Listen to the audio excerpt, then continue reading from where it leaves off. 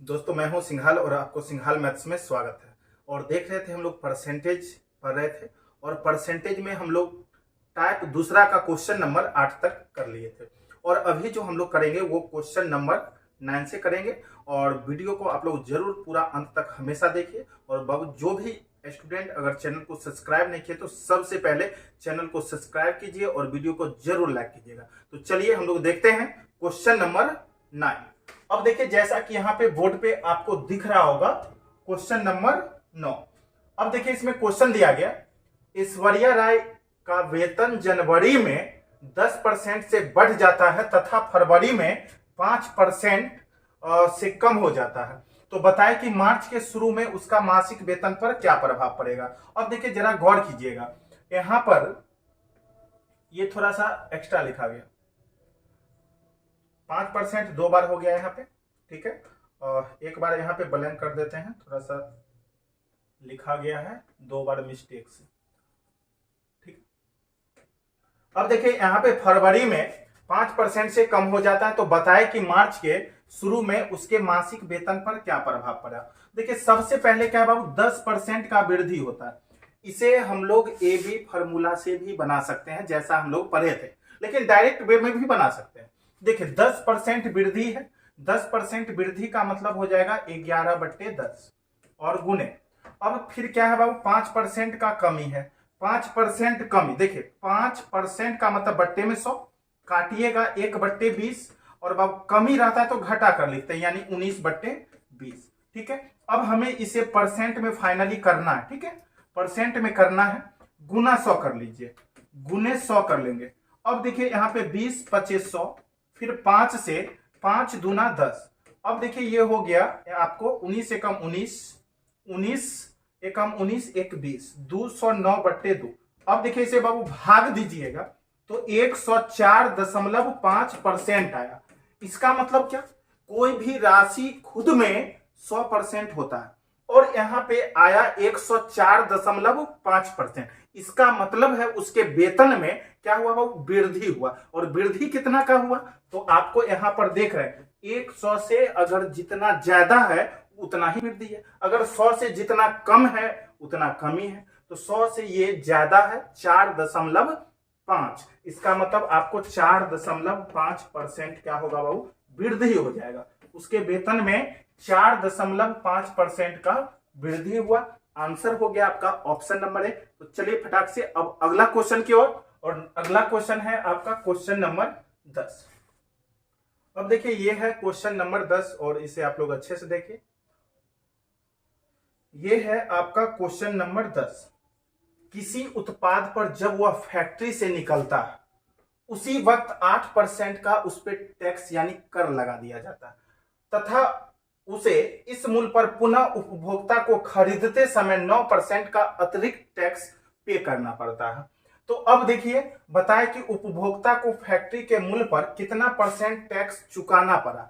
अब देखिए बाबू गौर करना, शुरू में 8% टैक्स लग गया, 8% लग गया। देखिए ए बी फार्मूला से भी बना सकते हैं हम लोग, ठीक है ना, ए बी से भी और डायरेक्ट वे में भी बना सकते हैं। अब देखिए जैसे ए बी से बनाना है तो ए बी में देखिए 8% उसे टैक्स देना पड़ा, वो दिया है, पे किया तो 8 हो गया, प्लस फिर जो है 9% टैक्स देना है तो 9 हो गया, फिर प्लस प्लस प्लस।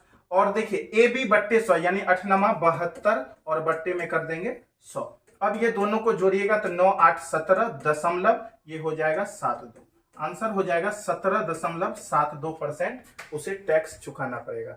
अब देखिए हम लोग होल वैल्यू से भी बना सकते हैं, फिर उसमें क्या करना पड़ेगा, भागा देना पड़ेगा, थोड़ा सा समय लग जाएगा। इसलिए हम लोग यहाँ पे direct A B formula use करके बना दिए। इससे पहला क्वेश्चन को भी ए बी फार्मूला से बना सकते हैं, कोई परेशानी नहीं था। जैसे 10 था तो 10 करते प्लस 5 करते और 10 वहां पे देख लेते कमी था तो 10 फिर -5 फिर प्लस माइनस माइनस 10 गुने 5/100। ऐश्वर्या वाला जो क्वेश्चन था इससे पहले उसमें हम लोग कर सकते थे, तो भी आंसर उतना ही आता जितना आया था, 4.5% वृद्धि। अब देखिए अगला है क्वेश्चन नंबर 11। अब देखिए बाबू ये है आपका क्वेश्चन नंबर 11। भाई देखिए क्वेश्चन नंबर 11 में आपको क्या कहता है। देखिए 11, जब एक खिलौना के मूल्य में 20% की वृद्धि हुई, देखिए बाबू 20%, सारा को हम लोग ए बी से खींच लेते हैं, कोई परेशानी नहीं। 20% वृद्धि है तो प्लस में 20, अब देखिए 15% कमी है तो -15, और फिर देखिए बाबू प्लस माइनस माइनस 20 गुने 15/100 कर लेंगे हम लोग, कोई परेशानी नहीं है। 20 25 100 और 5 दिया हो जाएगा 15।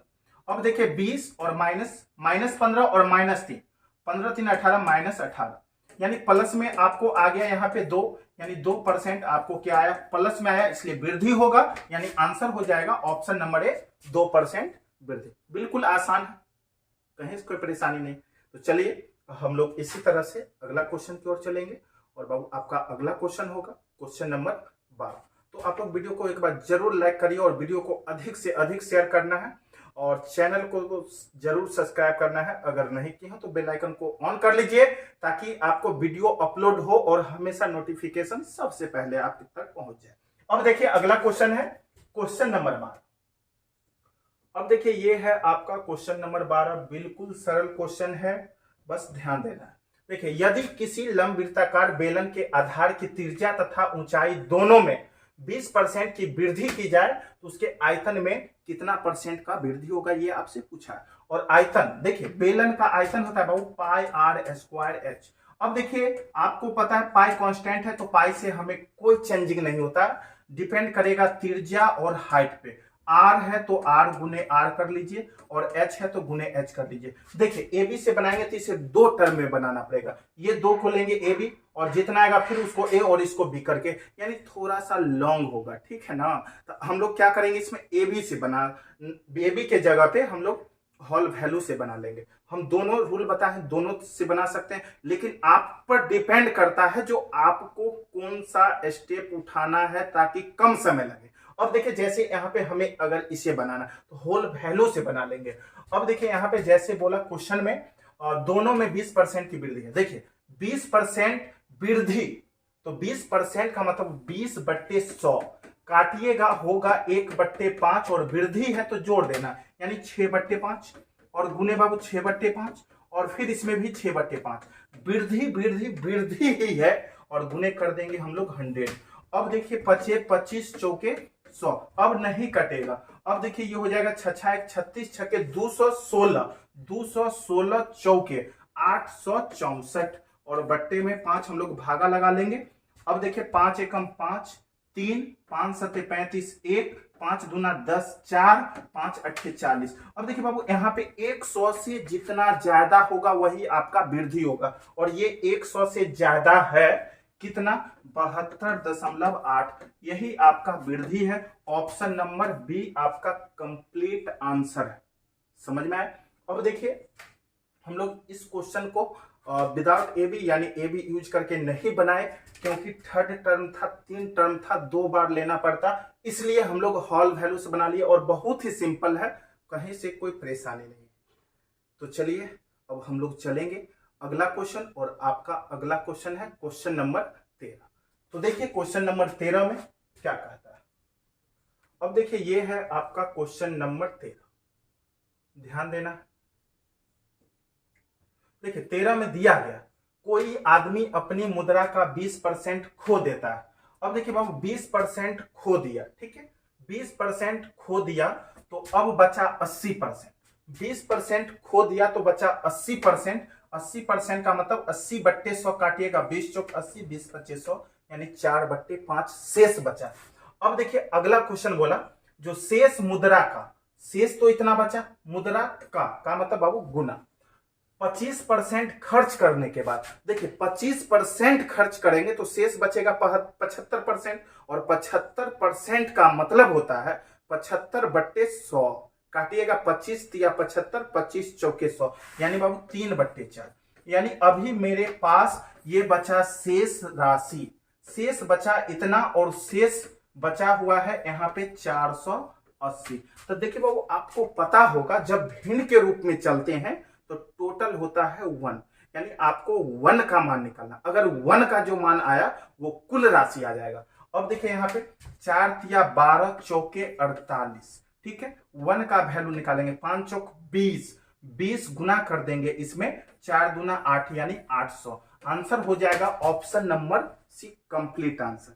इसमें कहीं से कोई परेशानी होगा तो जरूर आप लोग कमेंट करके बताइएगा, फिर उसमें हम लोग देखेंगे क्या दिक्कत है, कहाँ पे परेशानी है, फिर उसको अप टू डेट करेंगे। तो चलिए अब अगला क्वेश्चन देखेंगे हम लोग, क्वेश्चन नंबर 14। और वैसे आप लोग इसको रिपीट करके देखिए, बैक करके देखिए, अगर ज्यादा परेशानी होता है 2 बार देखिए, जरूर समझ में आएगा। अब देखिए अगला क्वेश्चन है क्वेश्चन नंबर 14। अब देखिए ये है आपका क्वेश्चन नंबर 14, ध्यान देना है और देखते हैं हम लोग क्वेश्चन नंबर 14 में आखिर आपको क्या कहता है। देखिए क्वेश्चन नंबर 14, क्वेश्चन नंबर 14 में दिया गया है एक व्यक्ति के पास कुछ धनराशि है, उसने उस राशि का 20% एक वस्तु खरीदने में खर्च किया। अब देखिए 20% बाबू खर्च कर दिया तो उसके पास शेष बचा 80%, और 80% का मतलब 4/5। 80% का मतलब 80/100 काटिएगा बाबू, 4/5 आएगा, और ये है आपका शेष। ये है कितना बाबू, शेष।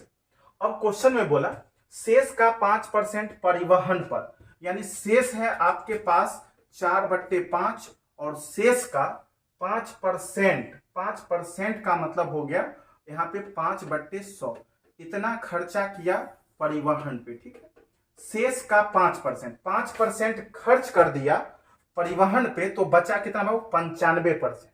5% खर्च कर दिया तो बचा 95%, और 95% का मतलब 95/100, काटेंगे 5 से 19 और 5 से 20, यानी 19/20 यहां पर आप लोग लिखिएगा। अब इतना बचा हुआ, और इसमें से आपको 120 रुपया दान भी करना है, तो माइनस कर लीजिए 120। अब बचा आपके पास इतना, अब इतना बचा और इसका वैल्यू दिया 1400, तो बराबर में कर लीजिए भाई 1400, कंप्लीट है। अब देखिए यहाँ पे गौर करना है, 4/5 है, माइनस 120 है, ये रुपया है, इसको उधर कर लीजिए पहले। तो ये देखिए यहाँ पे आपको आ जाएगा 4×5=20, यानी 19/25 बराबर 1520, और भिन्न के रूप में चलते हैं तो टोटल होता है 1 का मान आएगा, वो कुल राशि आ जाएगा। अब देखिए यहाँ पे थोड़ा सा गौर करेंगे, 19/25, ठीक है।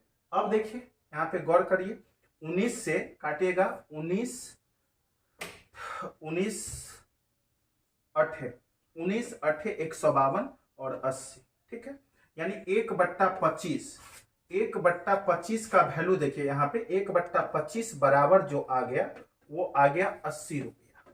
1/25 का वैल्यू बाबू कितना आया, 80 रुपया आया, ठीक है। और आपसे क्वेश्चन में पूछा था परिवहन पर किया गया खर्च कितना है, तो बाबू देखिए यहाँ पे पहले ही निकाल के रखे हुए हैं, परिवहन पे खर्च इतना है।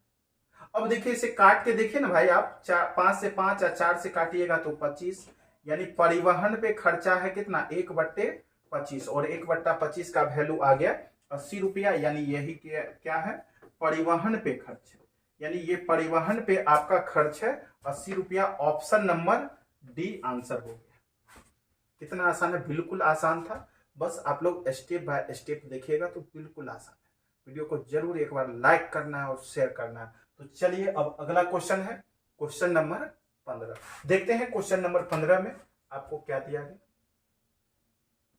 देखिए ये है आपका क्वेश्चन नंबर 15, और बहुत ही आसान क्वेश्चन है। देखिए राम ने अपनी आय का 4% किसी चैरिटी को दान स्वरूप दिया तथा शेष का 10% एक बैंक में जमा कर दिया।